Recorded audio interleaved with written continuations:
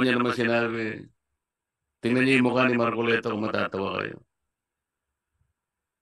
Napakawalang hiya nung tao na yun.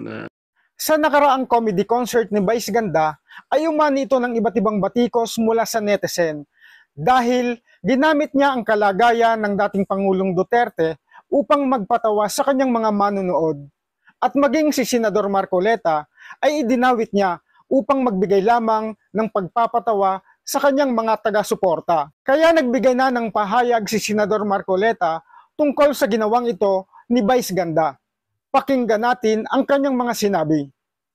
Kuya tayong nag-sponsor nung isang concert. Ngayon lang, pati po ako ay kanyang idinawit.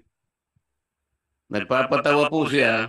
Nakita niya yung dating Senador Grace po na nagtatawa. Natawa po at siguro naging successful siya.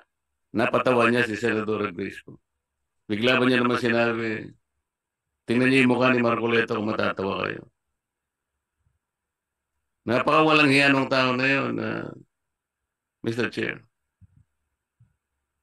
Ayaw ko na pong patusin siya.